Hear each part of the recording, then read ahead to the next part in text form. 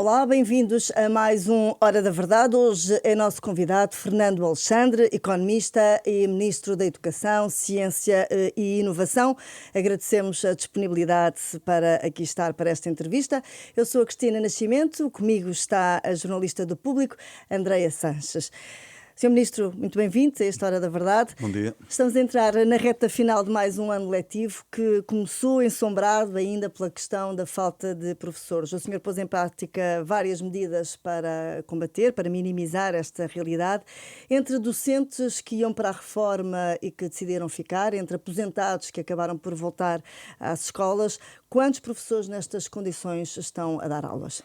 Nós temos um conjunto de resultados muito positivos das medidas que foram tomadas.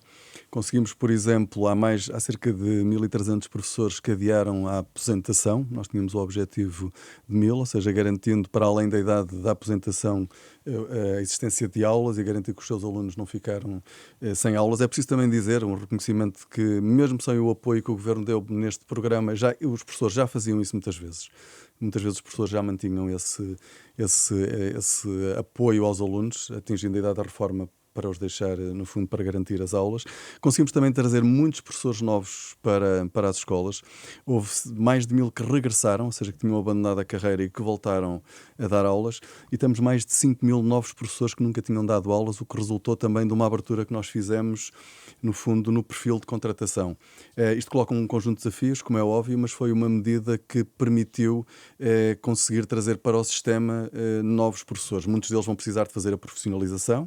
Estamos a trabalhar nesse sentido também com as instituições de ensino superior para garantirem os mestrados que permitem a profissionalização. Alteramos as condições de profissionalização no sentido de as flexibilizar, porque elas eram demasiado rígidas e impunham, no fundo, um custo aos professores que, sobretudo, quando estamos a falar muitas vezes de professores deslocados, em que eles têm dificuldade entre o sítio onde estão a dar aulas e o sítio onde está disponível a formação, muitas vezes compatibilizar essa possibilidade, e por isso foi feito em articulação com as instituições de educação superior, e por isso isto são um conjunto de medidas que, por um lado, procuram resolver um problema de curto prazo e, ao mesmo tempo, atuamos no sentido de dar sinais de que valorizamos a carreira, de que vamos continuar a valorizar a carreira e dar condições para os professores darem aulas. O apoio à deslocação é outra medida com muito sucesso. Temos mais de 2.500 professores já a receber esse apoio, e que foi precisamente um incentivo para os professores que estão deslocados,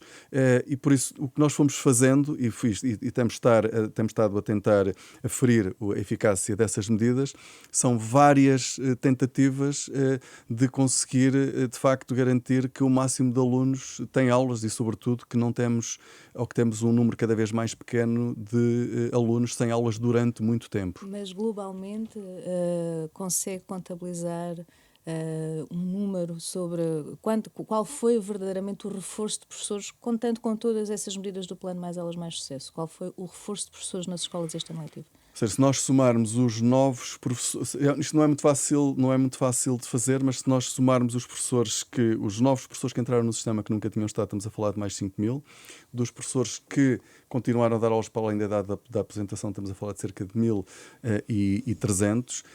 Conseguimos também, por exemplo, há dados que nós não temos por causa do sistema de informação que ainda não está bem afinado, por exemplo, em relação aos bolseiros. Foi um programa que eu acredito que pode vir a ter pelo menos foi muito bem recebido pelos bolseiros, mas nós não conseguimos medir no sistema qual é que é o número de bolseiros que estão, de facto, a dar aulas. Ou seja, nós conseguimos trazer novas formações para dentro das escolas. Isto é, entre aqueles que voltaram, que tinham saído do sistema, e os novos que nunca tinham dado aulas, nós estamos a falar de mais de 6.000 pessoas este ano. E isso dá garantias para o próximo ano letivo? Nós, para o próximo ano letivo, vamos precisar certamente de novas medidas. Vamos, obviamente, apostar naquelas que funcionaram e vamos reforçá-las. Aquelas que não funcionaram, provavelmente vamos deixar cair. Por exemplo, aquela medida de trazer novamente para o sistema os aposentados não teve grande acolhimento. Estamos a falar de cerca de 50 professores. Nós nunca demos grande expressão no nosso programa a essa medida, mas era uma forma de conseguir resolver o problema a alguns alunos, mas foi uma medida que não se revelou muito eficaz. E a dimensão onde eu acho que nós temos que atuar com efeitos mais rápidos, para além da formação, onde também estamos a atuar, junto das IES, das instituições de ensino superior, aumentando as vagas, com as bolsas de incentivo aos alunos e tudo isso, é no perfil, na formação que exigimos para dar aulas, aquilo que nós chamamos de habilitação própria. Nós temos hoje muitas formações, muitas licenciaturas, mestrados, que de acordo com aquilo que está regulamentado, torna difícil muitas vezes garantir que aquele professor pode dar aula numa determinada disciplina. E eu penso que, obviamente, temos que garantir que são cumpridas as habilitações académicas para poder dar aulas, e como eu tenho dito muitas vezes, isso não é um problema em Portugal. Nós temos dezenas de milhares de licenciados todos os anos e de mestres, e temos um sistema de ensino superior muito robusto, claramente de qualidade muito elevada, e por isso é que a formação académica desses professores não é um problema, porque nós temos que conseguir um melhor ajuste entre aquilo que são as qualificações que cada licenciatura dá e depois aquilo que é requerido para dar uma determinada disciplina. E neste momento, por uma série de casos que nos têm sido reportados, eu acho que há demasiada rigidez. Eu penso que nós podemos aqui conseguir alargar, no fundo, o leque de licenciaturas e mestrados que habilitam para a docência, sem prejudicar a qualidade do ensino e permitindo que muitas pessoas querem dar aulas que neste momento não conseguem porque estão impedidas, porque não cumprem esses requisitos. E precisamos fazer, obviamente, uma análise técnica muito rigorosa, sempre muito exigente, mas também com a flexibilidade que permita aproveitar o capital humano que o país tem e a disponibilidade para dar aulas que, felizmente, muita gente continua a ter. O ano passado a colocação de professores foi conhecida mais atempadamente, no início de julho. Este ano o calendário vai repetir-se? Nós começámos mais cedo do que no ano passado. A colocação final foi a cerca de 20 de agosto, o ano passado. Este ano vamos conseguir fazer mais cedo porque começámos também mais cedo. Não tão cedo quanto gostaríamos, mas começámos mais cedo e por isso vamos conseguir fazer um pouco mais cedo. Portanto, vai repetir-se mais um ano sem aquele cenário dos professores à beira de setembro estarem a apresentar-se nas escolas? Não, ou seja, à partida nós vamos ter em julho a situação estabilizada. Quer dizer, a situação dos professores nunca está totalmente estabilizada porque há sempre muita mobilidade, mas é preciso dizer que quer o concurso anterior, quer aquele que vai abrir agora, e isso está a acontecer no sistema. Nós temos cada vez mais aqueles professores que tiveram durante muitos anos em mobilidades, ou seja, deslocados de forma forçada, eles estão cada vez mais próximos de casa e por isso também nós acho que vamos conseguir cada vez mais estabilidade. É muito importante garantir essa estabilidade nas escolas porque nós sabemos que a estabilidade do corpo docente é um dos fatores mais importantes para a qualidade do ensino e para o sucesso dos alunos. Muito bem, o Sr. Ministro pediu uma auditoria sobre o número de alunos que realmente ficaram sem aulas este ano, ao longo do ano. Era para ser conhecida em março, não foi? Já é possível antecipar alguma informação? Os resultados vão ser conhecidos em abril, pelo menos é a informação que eu tenho da empresa, que é a KPMG, que está a fazer a auditoria. Houve um atraso na contratação pública, o primeiro concurso teve uma desconformidade e obrigou a repetir o concurso público, está tudo reportado publicamente, e por isso eu penso que nós vamos conhecer, é o que a empresa comunicou ao IGEF, que é quem está a coordenar esta auditoria, que em abril nós vamos ter o relatório que olha para os dados de 23-24, para os dados de 24-25, para ver o que é que se consegue dizer com os sistemas de informação que nós temos.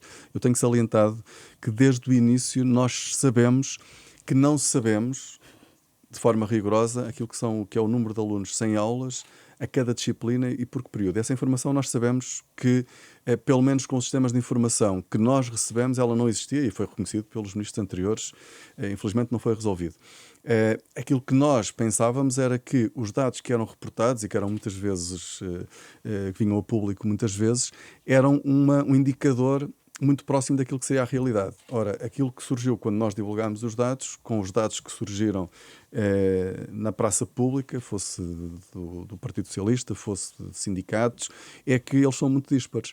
E os próprios serviços também não dão dados que sejam estáveis. E por isso o objetivo desta auditoria é, de uma vez por todas, sabermos o que é que os nossos sistemas de informação nos conseguem dar e que sistemas de informação é que precisamos de ter para que a medida do número de alunos sem aulas a cada disciplina e por que período é conhecida definitivamente. Porque sem termos esses dados, nós vamos continuar a ter na praça pública diversas entidades a colocarem números que não estão validados, que muitas vezes não são verdadeiros e que não refletem sequer aquilo que é a gravidade deste problema, tornando muitas vezes O problema é gravíssimo e nós definimos-lo como o principal problema a combater no nosso sistema educativo, mas nós já chegámos a ouvir entidades e ver esses títulos nos mídias de centenas de milhares de alunos, que são números absurdos e que não Foi têm... um momento embaraçoso, essa confusão de números? Esse foi, não tenho problemas em dizer que foi o problema mais difícil da minha vida profissional até hoje. Relativamente a este ano, quantos alunos estão sem professor alguma disciplina? Pelo que nos diz, não é possível aferir um número correto. No programa eleitoral da AD diz que há uma ligeira redução, ou uma redução, num número certo não há.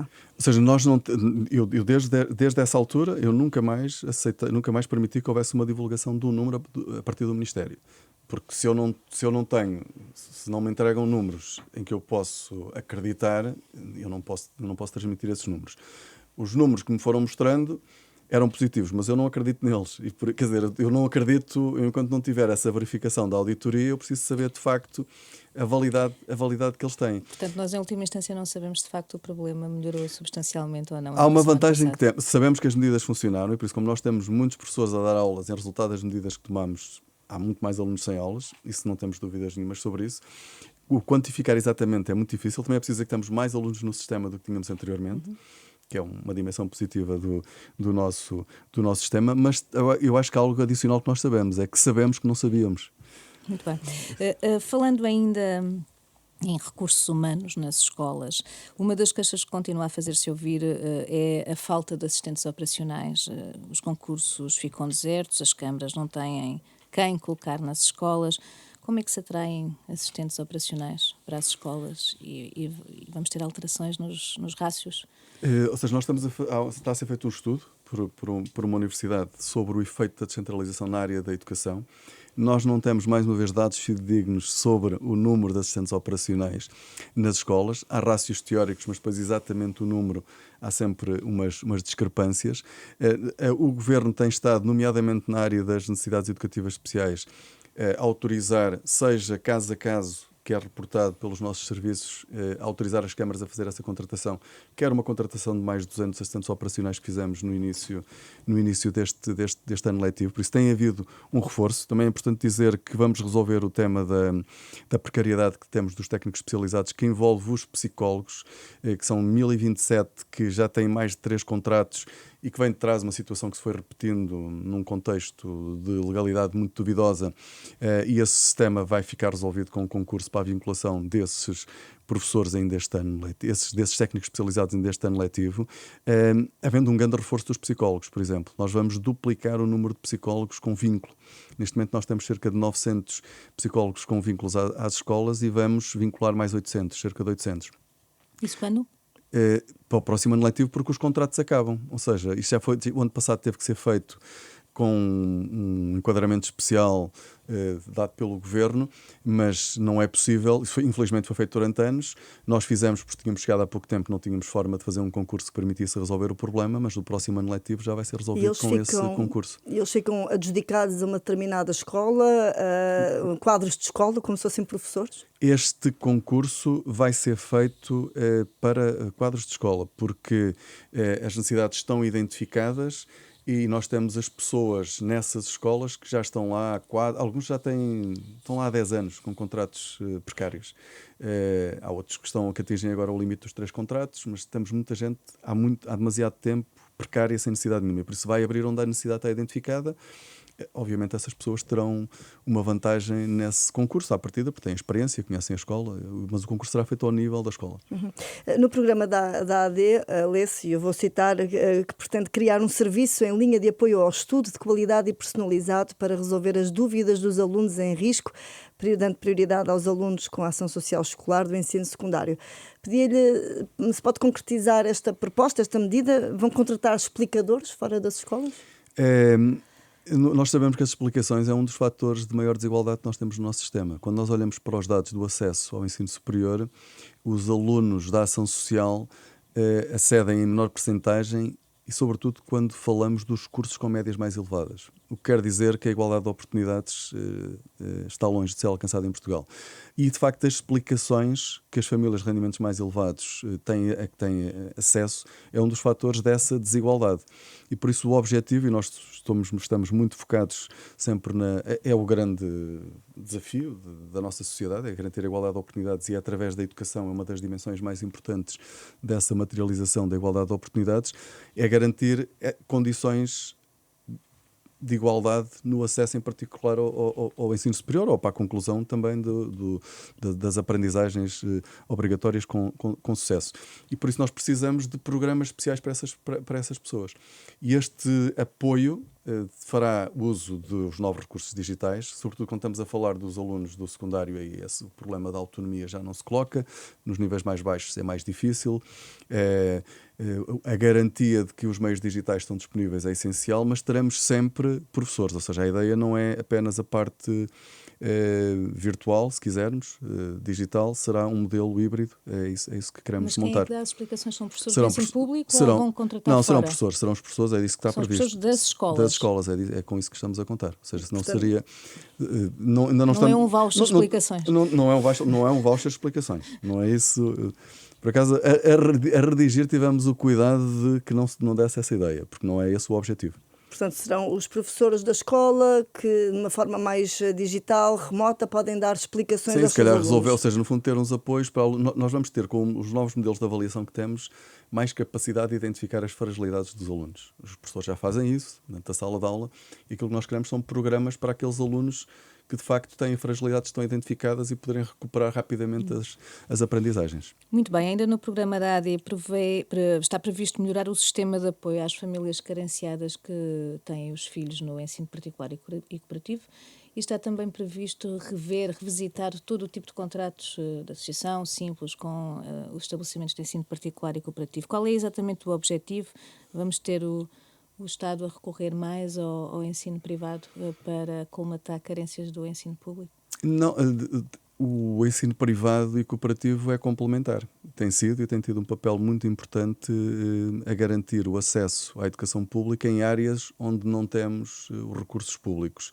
Nós consideramos que quando existe um projeto educativo válido, que embora seja privado ou cooperativo, mas cumpra as funções do acesso à educação pública, não há razão nenhuma para estar a expandir a rede pública nessas áreas. Ou seja, nós não pretendemos substituir a oferta pública por privados. Aquilo que pretendemos é que, onde de facto a rede pública tem dificuldades em responder, como por exemplo no pré-escolar, como estamos a fazer no pré-escolar, nós tentamos muito alargar a rede pública, vamos continuar a tentar, mas se há oferta privada, se há capacidade, obviamente garantindo a qualidade, nós não temos preconceitos ideológicos em relação a isso, e não pensamos que isso ponha em causa a ideia basilar daquilo que é a educação pública e dos seus objetivos. Já corrigimos uma injustiça dos últimos anos, fazendo um aumento do financiamento por turma dos contratos de associação em 7% no ano letivo passado, ou seja, contratos que não eram atualizados há muitos anos, e nós sabemos onde é que isto vai dar, não é? Vai dar aos salários dos professores, porque é o principal custo que eles têm.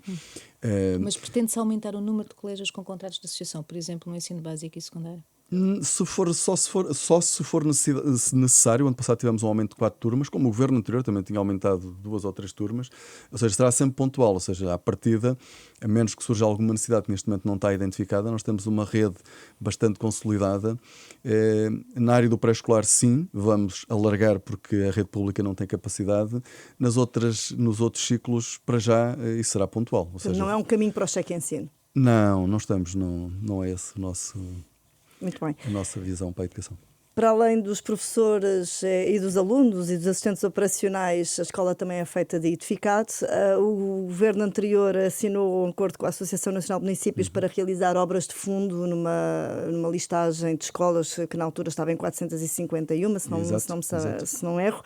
Um número que, entretanto, o próprio Sr. Ministro já atualizou para mais de 500. 504. Como é que está este processo? Quantas escolas é que verdadeiramente já foram intervencionadas?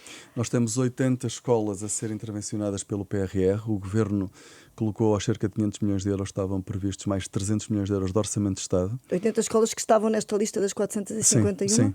Que estão a ser intervencionadas.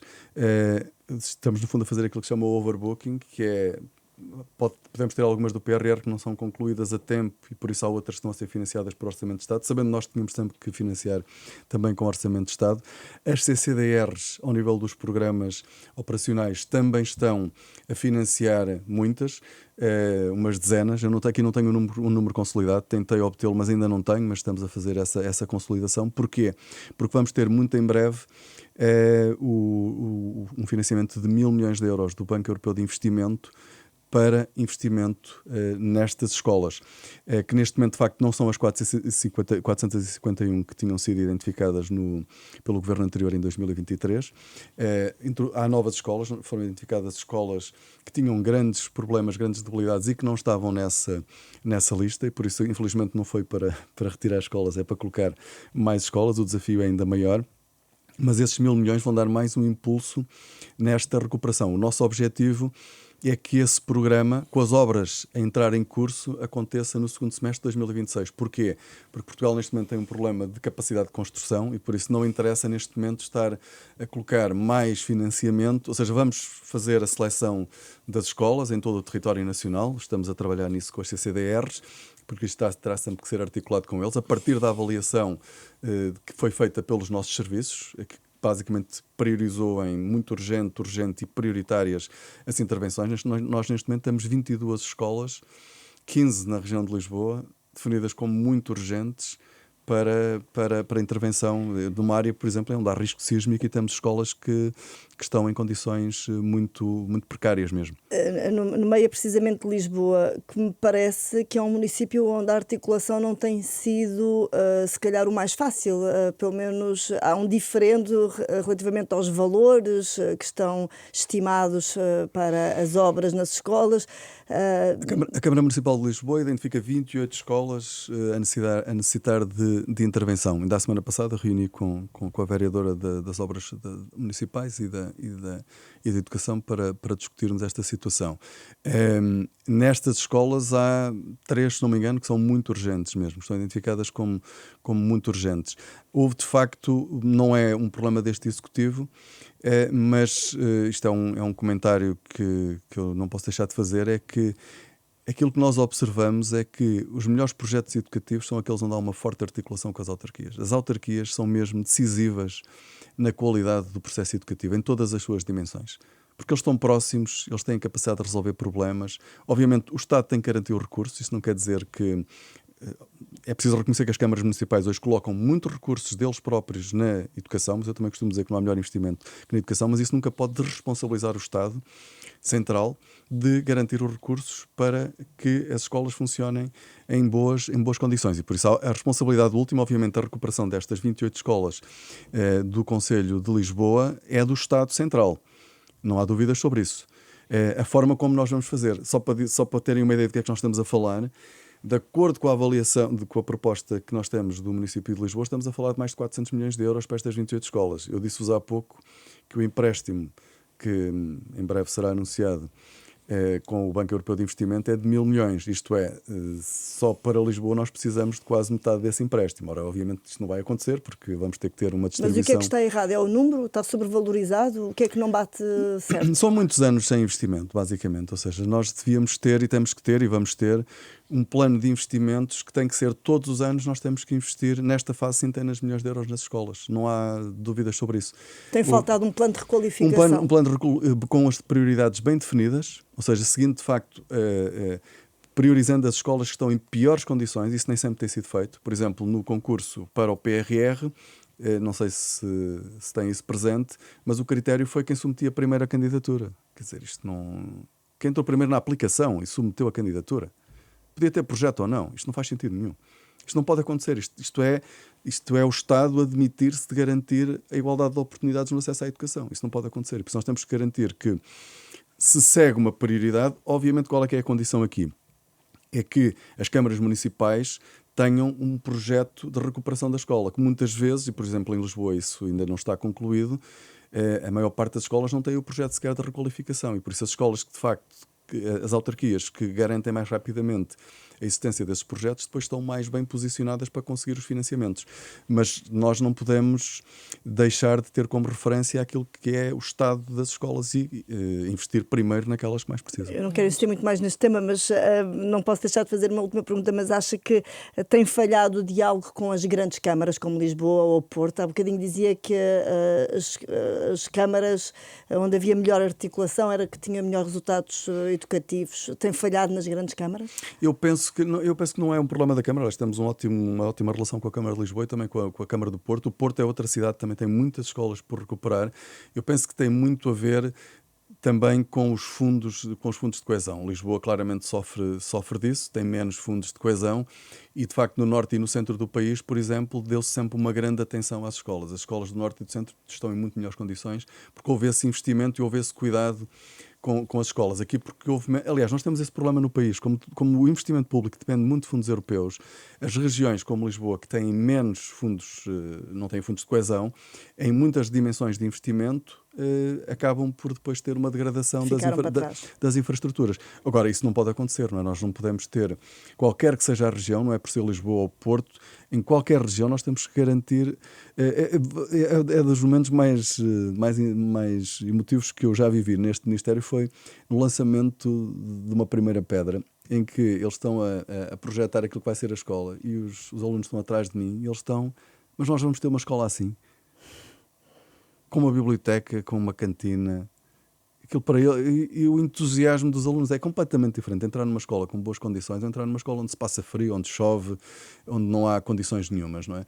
E isso tem, ou seja, nós temos mesmo que investir nas escolas em todo o território. E o critério tem que ser, não interessa se é Lisboa, se é o Algarve, se é o Alentejo, onde houver uma escola que não tem condições para os alunos, essa tem que ser a prioridade em todo o território nacional.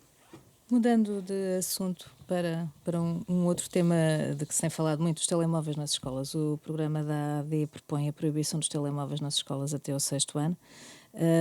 O Governo tinha em curso, tinha pedido um estudo para avaliar o impacto da proibição nas escolas que tinham adotado a proibição, avaliar o impacto na disciplina, nos próprios desempenhos escolares dos alunos, mas entretanto já está previsto que a proibição avança. Que dados é que tem sobre a influência entre a proibição dos telemóveis e o comportamento e os resultados dos alunos? Nós somos o Ministério onde vai acontecer o primeiro piloto de avaliação de políticas públicas pela Planep, a Agência de Avaliação de Políticas do Estado. E é precisamente a Planep que está a conduzir essa avaliação do efeito ou da adoção dos telemóveis. Nós, quando decidimos a recomendação de proibição, nós partimos de uma base onde não existia recomendação nenhuma do governo português. O que existia era as escolas que decidam, basicamente. No âmbito da sua autonomia, devem decidir. Ora, isso pareceu-nos que não fazia sentido e nós discutimos, primeiro dentro do Ministério e depois em Conselho de Ministros, e foi uma discussão muito interessante, entre a recomendação ou logo a proibição no primeiro e no segundo ciclo. Porque no primeiro e no segundo ciclo, a evidência dos efeitos negativos dos smartphones existe por todo lado, ou seja, está muito disponível, é muito evidente. Nós acabamos por adotar a recomendação porque passámos de uma situação em que não havia sequer não havia indicação nenhuma do governo, ou seja, estava no âmbito da autonomia das instituições. Foi para não passar do 8 a 80. Foi basicamente, mas havia o sentimento, mesmo eu próprio, aliás já tive a oportunidade de dizer isso, eu próprio tinha uma inclinação muito forte para a proibição no primeiro e no segundo ciclo. Até porque é preciso dizer que na maior parte das escolas, no primeiro ciclo obviamente já não existiam telemóveis, na maior parte das escolas, isso seriam casos isolados, e no segundo ciclo a maior parte também não. E devo-vos dizer que em muitas escolas, mesmo no secundário, os alunos deixam o telemóvel à entrada, ou seja, o que não havia era uma indicação e havia uma diferença muito grande entre as escolas. Com esta recomendação, aquilo a que nós assistimos foi que houve escolas que já adotavam, eram poucas, de forma declarada. Houve muitas que adotaram, e observamos, não tenho números ainda para dizer porque a avaliação está a decorrer, e já vos vou dizer qual é que é o objetivo da avaliação para esta proibição que nós propomos para o próximo ano letivo. Aquilo que nós observamos foi que no segundo período muitas escolas adotaram a proibição tendo visto aquilo que se passava nas outras escolas. Porque é que o estudo é importante para nós, e nós já sabíamos que essa era a principal questão, a bem dizer, é a forma como se proíbe. Ou seja, como é que é regulado, no fundo, o uso do telemóvel? Nós temos escolas, por exemplo, onde a proibição existe do primeiro até ao terceiro ciclo, mas que funcionam muito bem, que eu já visitei, já vi, que funcionam muito bem, escolas com 2.000 alunos, que funcionam impecavelmente, onde depois é permitido, por exemplo, que o aluno tem o telemóvel com ele, desde o primeiro ciclo, ou seja, não é obrigado a meter num cofre nem nada disso, ou seja, há uma responsabilização tipo, não podes usar o telemóvel, só podes usar na hora do almoço, por exemplo, é um exemplo. E na hora do almoço eles podem usar o telemóvel. E o que é que nós queremos ver é ou seja, do ponto de vista da operacionalização desta proibição ou da moderação do uso a partir do segundo ciclo, quais são as melhores formas de o fazer. E o estudo vai ser útil sobretudo para isso. Em relação à proibição no primeiro e no segundo ciclo, nós já temos demasiada evidência de que os efeitos são negativos. E sentimos também da parte dos pais quase um agradecimento por termos ajudado a clarificar algo que, quando o Estado, perante uma questão tão importante, não toma uma posição, parece que de facto não é claro se uma criança com menos de 10 anos deve ou não usar o telemóvel. Aquilo que o Governo está a dizer, e há outros países que até foram as Direções Gerais de Saúde que o fizeram, é dizer, não, há efeitos negativos pelo uso de smartphones ou de ecrãs até determinada idade. E o Estado português nunca tinha feito isso. E por isso o que nós vamos fazer é, no fundo, dar um passo mais rápido do que aquilo que tínhamos previsto, anunciando já. Também tem a ver, no fundo, era preciso no programa eleitoral tomar essa decisão. Nós, no fundo, já tínhamos essa decisão bastante amadurecida, já sabíamos que era nesse caminho que íamos. Agora, aquilo que ainda não está claro e que o estudo vai ser muito importante é como é que nós vamos operacionalizar o uso dos telemóveis. A questão da operacionalização preocupa os diretores que muitas vezes veem esta proibição como difícil de implementar. Agora a responsabilização, põe caixas, vou ter os assistentes operacionais a controlar e esta indicação de proibição até ao 6º ano, quando o país, as escolas do segundo ciclo estão muitas vezes, a maior parte dos casos, agrupadas com a do terceiro ciclo, como é que se vai operacionalizar? Vai o assistente operacional andar a controlar se o menino é do 6º, se é do 7º ano? É isso que o estudo nos vai ajudar. Ou seja, já tenho bons exemplos. Precisamente eu referi uma escola muito grande, cerca de 2.000 alunos, e que tem os 3 ciclos e onde decorre impecavelmente. E tem sido dada como exemplo, até já sugeri a alguns mídia que fossem lá ver como é que funciona. E é essa experiência que nos vai ajudar, de facto, a operacionalizar isso. Mas os diretores, a maior parte deles, têm capacidade depois de Nos restantes níveis de ensino, no secundário, por exemplo, ainda há pouco tempo houve uma reportagem numa das escolas do país com melhores resultados escolares no ensino secundário, que tem fortes limitações ao uso do telemóvel. O terceiro ciclo e o secundário vai no sentido que nós já tínhamos dito, ou seja, mediar, ou seja, no fundo regular o uso, mas nós não podemos, por exemplo, eu sou totalmente contra, e já tivemos discussões mesmo no âmbito da Comissão Europeia, do Conselho para a Educação, porque os países estão a mudar muito estas políticas neste momento. Há países como a Hungria que defendem a proibição, impuseram a proibição até aos 18 anos. Eu acho isso totalmente errado. Acho que o smartphone, as redes sociais mesmo também fazem parte da vida das pessoas. Nós temos é que saber usar essa tecnologia. Quer dizer, nós queremos promover a digitalização e depois proibimos o uso do telemóvel até o 12º ano. Não faz sentido. E por isso o que nós temos que introduzir é, de facto, uma educação do uso responsável, saber moderar o uso. Isto é, obviamente, muito importante para os nossos jovens e para os adultos. Quer dizer, é um processo, foi uma mudança muito rápida, em pouco mais de 10 anos, e que alterou completamente o comportamento das pessoas. E por isso agora temos que ter as estratégias para conseguir inverter os efeitos negativos que essas tecnologias trazem. Ainda falando em digitalização, o Governo disponibilizou mais de 10 milhões de euros para as escolas arranjarem os computadores avariados, mas há muitos relatos de escolas que continuam a ter centenas de computadores encostados sem os conseguir arranjar. Como é que está esta situação dos kits digitais nas escolas? Nós estamos a fazer um acompanhamento escola a escola. Escola a escola. Fizemos um inquérito. Por exemplo, nós, só para terem uma ideia do nível de granularidade é que nós estamos a fazer esta análise, nós identificamos 22 agrupamentos onde menos de 60% dos alunos fizeram as provas digitais. E algumas destas escolas, por exemplo, não reportaram qualquer problema no inquérito que nós fizemos. Nós fizemos um inquérito em dezembro a todas as escolas sobre as condições para a realização das provas. Repetimos o inquérito depois das provas. Distribuímos 4 milhões de euros de acordo com as necessidades que foram identificadas, que já foram distribuídos para as escolas. E por isso, só para terem uma ideia, desse inquérito, cerca de 200 dos 800 agrupamentos identificaram alguma insuficiência, ou de equipamento, ou de conectividade. Muitas vezes estamos a falar de auscultadores ou de uma tomada para ligar um computador. A diversidade depois de problemas é grande, ou seja, há casos em que são questões menores, há outras onde são coisas mais estruturais. E por isso, do ponto de vista da disponibilização de recursos, não há do lado do Governo nenhum pedido que não tenha sido satisfeito. Então como é que se explica esta situação? Ou seja, o termos muitas vezes computadores que estão encostados, eles deviam estar, se calhar, já em reciclagem. Já deviam estar no lixo, porque já passou o prazo deles. E esse é um problema que temos que resolver. A falta de computadores, há uma ou outra escola onde as necessidades estão identificadas, e estamos a falar mesmo de uma ou outra escola, das necessidades que estão identificadas não estarem satisfeitas, e dado o tempo que falta para as provas de ensaio, poder não ser fácil do ponto de vista da contratação a escola conseguir contratar, que muitas vezes também tem a ver com dificuldade. As escolas não têm todas a mesma agilidade, ou seja, há autarquias que fazem esse trabalho, há outras que não fazem, há diretores que fazem e fazem bem, há outros que não têm a mesma desenvoltura a resolver os problemas, e por isso há uma diversidade de grandes situações. Mas aquilo que eu gostava de deixar aqui claro, e que nós estamos a trabalhar, só para terem uma ideia, na próxima semana vou ter uma reunião com os diretores regionais, e eles vão ter que apresentar em todas as escolas onde foram identificadas as dificuldades já há várias semanas, o que é que foi feito para os resolver.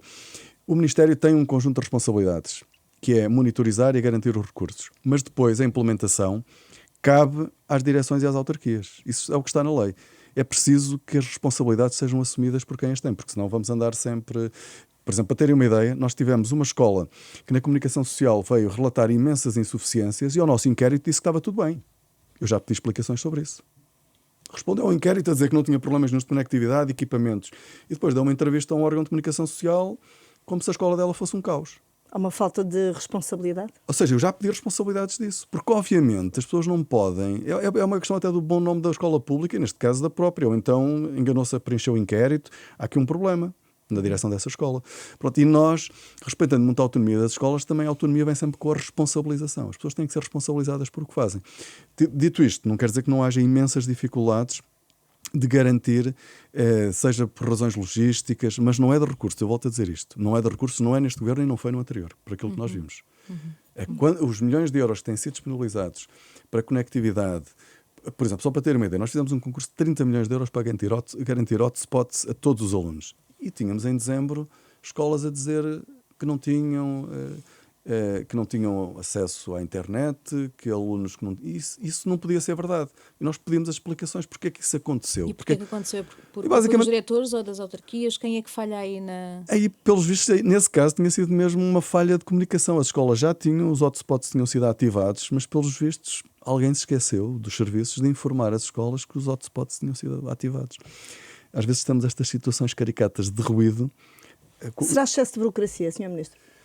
Isso foi uma das grandes mudanças e o maior desafio, acho eu, para o próximo ano, que é a alteração orgânica do Ministério, que estava praticamente concluída e que espero ter a oportunidade de concluir.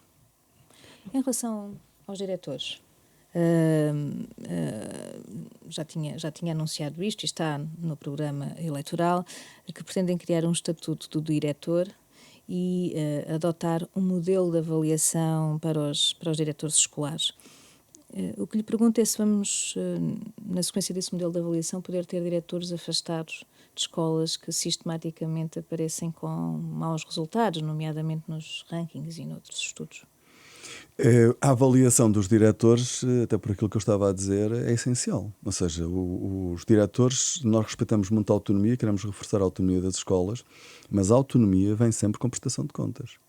A autonomia é para cumprir determinados objetivos que são fixados para a escola. Quando nós falamos de autonomia, é assim que não é autonomia para fazer o que querem, é para conseguir alcançar determinados objetivos. Se não alcançarem os objetivos por negligência, obviamente pode haver consequências. Aliás, eu já acho que deve haver consequências quando há casos em que os diretores não estão. Nós temos diretores excelentes. Aliás, é preciso dizer isso. A maior parte das escolas funciona muitíssimo bem. Muitíssimo bem. Depois temos algumas que funcionam mal por múltiplas razões. Em alguns casos pode-se dever aos diretores.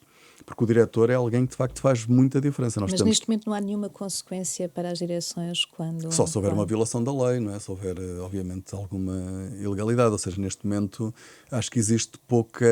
Acho que nós podemos ter mais prestação de contas, mas é importante dizer que nós queremos mesmo valorizar a posição do diretor. Uma das propostas que nós fazemos é que o diretor passe a ser remunerado sempre de acordo com o último escalão, com o 10º escalão. Nós, neste momento, temos, às vezes, dificuldades em ter diretores mais novos, sangue novo nas direções.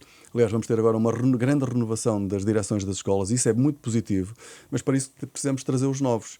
Mas um professor que está no 4º ou no 5º escalão, que tem um salário relativamente baixo, vai assumir uma enorme responsabilidade sem ter a retribuição que deveria ter. E por isso aquilo que nós propomos é que o diretor, independentemente do escalão em que está, quando é diretor é remunerado de acordo com até porque uma questão de autoridade dentro da escola, ou seja, é remunerado de acordo com o 10º escalão neste momento, mais os 750 euros do subsídio que eles têm. E quando deixa de ser diretor, volta ao escalão que tinha.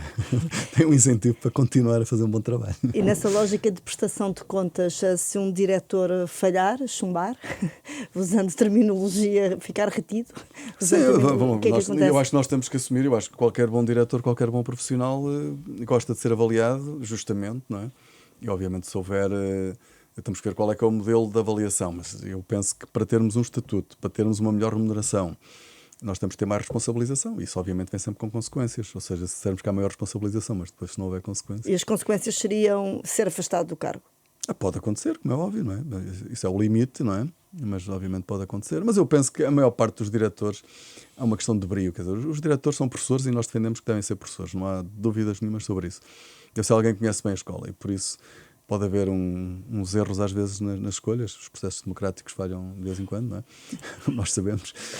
Mas de uma maneira geral os diretores são bons profissionais e têm formação adequada e tudo isso. Por isso eu penso que isso serão casos limite sempre. Queríamos falar agora um pouco sobre educação especial. Nos últimos meses têm existido relatos preocupantes de problemas na assistência aos alunos com necessidades educativas especiais. O que é que está a falhar nesta área? É falta de recursos humanos? Eu acho que há uma parte desta falha que é o resultado do sucesso dos últimos anos de Portugal na área da educação especial. Ou seja, as escolas passaram a ser vistas pelas famílias como um espaço onde os seus filhos podem estar bem. Nós hoje temos nas nossas escolas, de facto, muitas crianças com necessidades educativas especiais que não chegavam às escolas. E hoje temos mais de 1.500 alunos no ensino superior com necessidades especiais, com cadeira de rodas, invisuais, precisamente porque houve esse percurso de inclusão nos níveis anteriores. Há 20 anos praticamente não havia pessoas com necessidades especiais na maior parte das universidades e politécnicos. E hoje há muitos, felizmente, que conseguem chegar lá. E por isso o primeiro ponto que eu gostava de enfatizar é esse. Há um percurso de sucesso nessa área. E as famílias hoje, de facto, acreditam muito nas escolas. Há falta de outras opções, é preciso dizer isso, como o sítio onde podem ter as suas crianças protegidas e bem tratadas. Sendo que muitas vezes, alguns casos não são verdadeiramente casos. Ou seja, nós temos situações de crianças que de facto não aprendem, é preciso dizer isso. E que, obviamente, ou seja, que muitas vezes o local pode não ser, isso tem que ser regulado. Não é muito fácil. Dito isto, essas crianças precisam de um apoio que é muito exigente, ou seja, a quantidade de recursos é de facto muito exigente. Nós estamos sistematicamente durante o ano a reforçar para casos que vão surgindo e, como eu dizia há pouco, nós permitimos às autarquias no início do ano contratar 226 assistentes operacionais só para necessidades educativas especiais. Portanto, há alunos que estão nas escolas alunos com necessidades educativas especiais que estão nas escolas que não deviam estar, não está feita uma... Alguns casos são casos ou seja, têm um nível de debilidade tão grande em termos de saúde. Isto não é para a maior parte dos casos. Nós temos pessoas quase acamadas dentro das escolas. Não sei se têm noção disso. Entubadas. São situações muito dramáticas, não é? Em que muitas vezes, ou seja, isto é um tema que muitas vezes, mesmo do ponto de vista profissional, é muito difícil para os assistentes operacionais, claramente não têm qualificações para isto. Os próprios professores. Uma coisa é, pronto, aquela preparação para lidar com o aluno diabético e tudo isso, não é? Agora, nós temos casos que vão muito além disto e muitas vezes, ou seja, pronto, tem havido discussões com o Ministério da Saúde com a Segurança Social, ou seja, isto envolve vários ministérios. O que eu estou a querer dizer é que muitas vezes estes problemas não são apenas um problema do sistema educativo, são um problema da nossa sociedade, e as escolas, pelo bom trabalho que têm feito, são vistas, e não há uma escola onde eu vá que não visite a sala onde estão muitas vezes essas crianças e as conheço e falo com as pessoas. Em muitas sessões onde estou, os pais vêm falar comigo, precisamente porque as pessoas passaram a ver nas escolas a esperança para a integração e para o cuidado dos seus filhos. Aliás, quando eles Mas atingem... admite mudar o quadro legal, porque Está a ser essa avaliado. integração Está a ser tem a ver avaliado. com o próprio quadro legal, que sofreu alterações há alguns anos. Está a ser avaliado, não é? Vai ser avaliado. Portanto, é uma hipótese sim. poder haver aqui Sim, mudanças de fundo no Sim, enquadramento. não sei se são de fundo, mas temos que fazer provavelmente alguns ajustamentos. Isto é reconhecido por todos, que é preciso, seja pelas autarquias, toda a gente sente o problema, e sente o problema. São famílias que já estão numa situação muito difícil, e vejam, isto, por exemplo, um drama que ainda agora uma mãe me dizia no fim de semana, é que a criança vai fazer 18 anos e depois dos 18 anos acabou a escolaridade obrigatória e ela já não pode estar na escola, já não vai ficar na escola. E ela até aos 18 conseguiu mantê-la na escola, tinha um sítio para a colocar, e depois dos 18 anos não tem. Ou seja, por facto a escola muitas vezes é o único sítio com capacidade de acolher estas crianças. O que eu estou a dizer é que o problema vai além do sistema educativo. Vamos falar um pouco do ensino superior. O Ministério encomendou um estudo sobre a ação social escolar, que também é outro estudo que está em curso. E o que lhe queria perguntar é se já tem ideia do que é que pode vir a ser alterado no próximo ano letivo já, e se haverá, por exemplo, um aumento da bolsa mínima. Está no nosso programa e nós pretendemos, porque quando nós olhamos, nós temos mais de 80 mil alunos beneficiários da ação social. Mais de 80 mil, mas cerca de 70% desses 80 mil têm a bolsa mínima. E a bolsa mínima tem um intervalo de rendimento que é muito grande. E são 870 euros por ano. Não, 690, exatamente, ou seja, os 125% do valor da propina, exatamente. E é um valor muito baixo. E por isso aquilo que o primeiro passo, idealmente, vamos ver, para já não foi perturbado, ou seja, o estudo estará concluído no final de abril, e o nosso objetivo era usá-lo para reescrever o regulamento e no fundo, torná-lo mais consistente e garantir que há, de facto, um alinhamento entre aquilo que é o rendimento das famílias e o custo da frequência do ensino superior. E o primeiro passo, que com cálculos muito simples nos parece óbvio, por isso está já no programa eleitoral, é o aumento da bolsa mínima. Para quanto? Não posso dizer já, não é? Mas já para o próximo ano letivo? Já no próximo ano letivo, sim. Esse é o objetivo. E relativamente às propinas, pode-nos dizer o que vai acontecer? Se vai aumentar, por exemplo, as propinas, que neste momento estão a quase 700 euros por ano? Por ano, 697. Por ano, 697 euros. A questão não é o aumento, aquilo que nós temos discutido para a licenciatura, aliás, é o que está na lei, é a atualização de acordo com a inflação. Nós não temos discutido mais que isso. Já nos mestrados nós temos uma ideia diferente. É preciso garantir o acesso aos mestrados para a profissionalização, mas é preciso liberalizar a enorme oferta de mestrados que nós temos, que são competitivos a nível internacional, que atraem estudantes de todo o mundo, que são mestrados que estão entre os melhores do mundo, e ao estarmos, como estamos neste momento, a congelar as propinas desses mestrados, nós estamos a impedir que eles sejam competitivos. Isto é, nós temos instituições que fizeram um caminho extraordinário de construção de programas que são vistos e que ajudaram a mudar a imagem de Portugal. Hoje Portugal é visto como um país que qualifica a sua qualificação de talento ao mais alto nível. Isso é possível porque temos esse tipo de formação pós-graduada. Ao estarmos a congelar as propinas, nós estamos a impedir que esses programas continuem... Os mestrados têm propinas muito variadas, consoante as Sim, mas estão congeladas desde o Covid, não é? Então, as propinas... Elas estão congeladas e por isso os que foram, depois também é esta inconsistência toda, os que foram criados depois, aliás, neste momento há instituições que estão a criar mestrados novos só para poderem cobrar propinas mais altas. Isto não faz sentido, não é? Ou seja, o que devemos permitir é que, de facto, haja atualização e em determinados mestrados. Ou seja, não excluindo aqueles que são necessários. Ou seja, tem que haver uma regulação das propinas e garantir que aquilo que dá o prémio hoje salarial são os mestrados e não as licenciaturas. Ou seja, a licenciatura dá em média 40% mais de rendimento face ao secundário, mas o mestrado dá 70%. E por isso aquilo que verdadeiramente tem impacto na remuneração das pessoas é o mestrado, e por isso nós obviamente temos que garantir o acesso aos mestrados e aí não podemos liberalizar as propinas dos mestrados.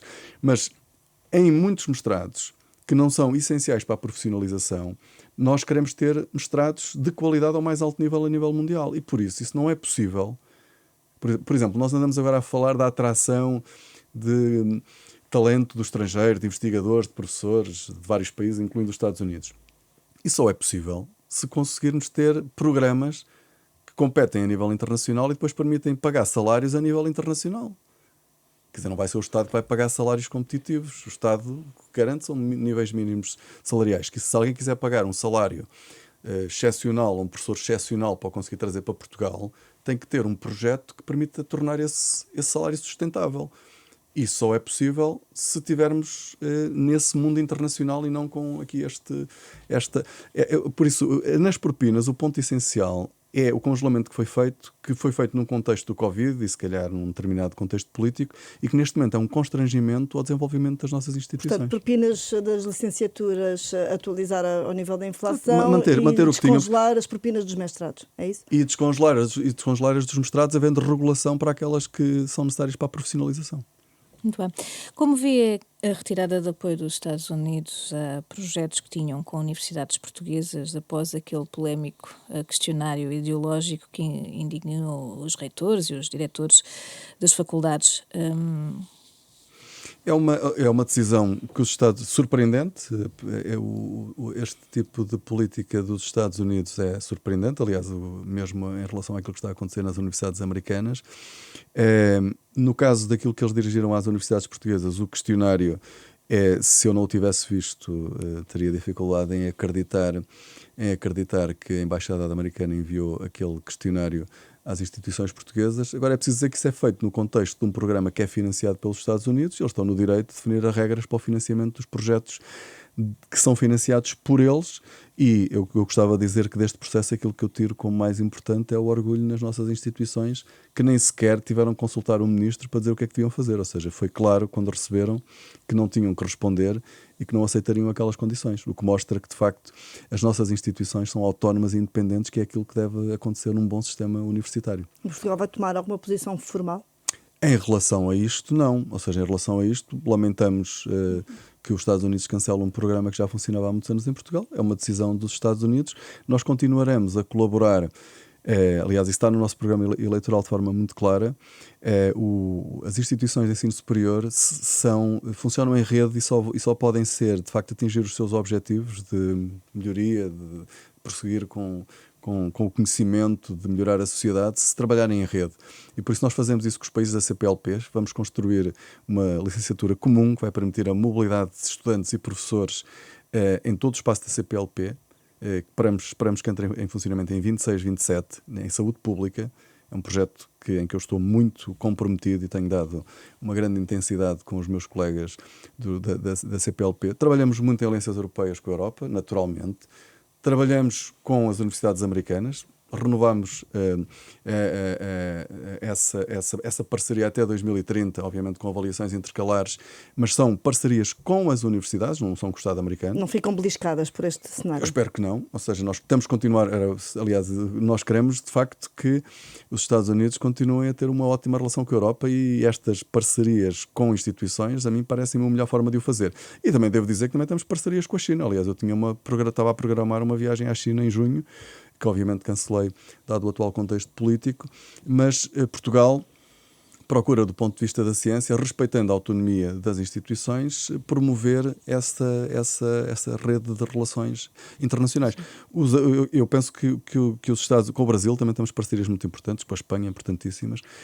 Com os Estados Unidos, eu tenho uma grande esperança em relação a esta nova fase das parcerias. Nós temos um novo modelo de governação que vai dar outro ímpeto a estas parcerias, e por isso eu espero que tudo se mantenha como previsto, e que, apesar deste contexto internacional mais incerto, em que parece haver algumas dúvidas sobre esta relação entre Estados Unidos e Europa, que estes projetos que nós temos que sejam precisamente a prova de que essa relação se mantém para o futuro.